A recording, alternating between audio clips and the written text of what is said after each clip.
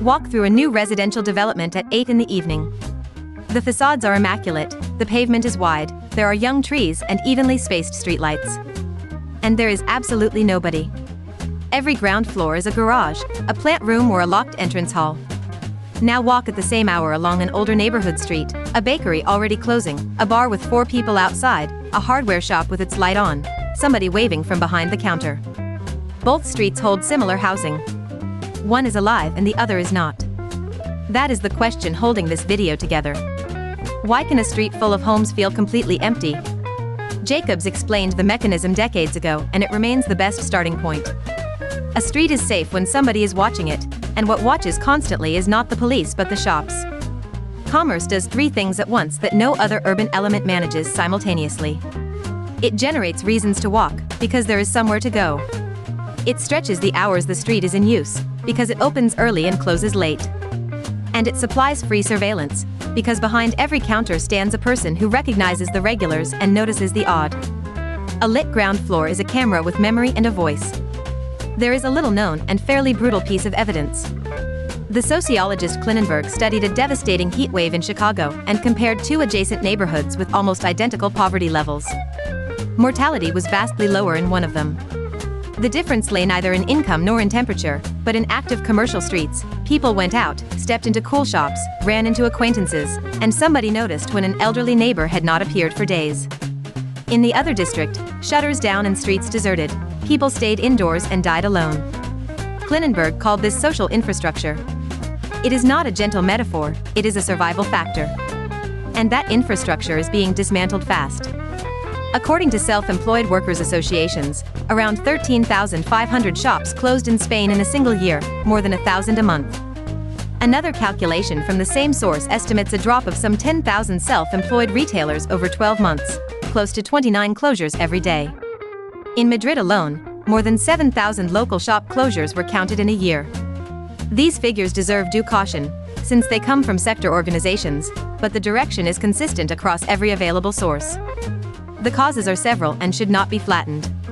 The first is commercial rent, dragged upward by the residential value of the surroundings even when the business sells no more.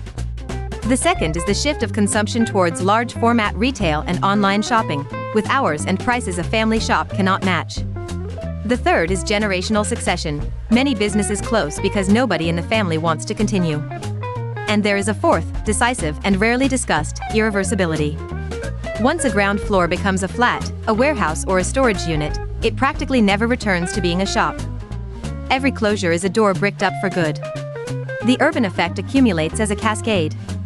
Without shops the street loses pedestrians, and without pedestrians the remaining shops lose customers, so they close too. The district becomes single-use and forces car trips for everyday errands, which penalizes older people and car-free households most.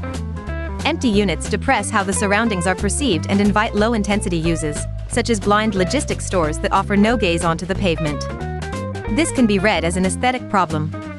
It is really a problem of accessibility, of safety and, on the evidence above, even of public health. Now the counter-argument, and it is necessary. Nostalgia is not urban policy. Many corner shops were more expensive, kept limited hours and stocked less, and their disappearance improved access to cheap food for tight budgets. Part of the sector had been oversized for decades and the adjustment was foreseeable. Protecting shops by decree can also freeze a neighborhood, prop up unviable businesses with public money and block new uses that might work better. And it is worth remembering who mainly closes these shops, the consumer. Every home delivery is a vote. It can still be argued that the objection confuses the product with the function. Nobody disputes that a large supermarket sells more cheaply.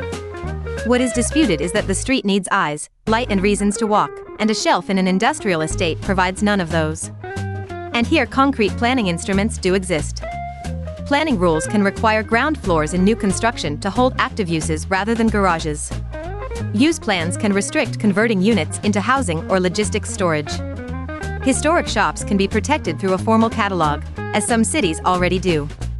And public bodies can acquire ground floor units to let them below market rates to neighborhood activities. Return to the opening question.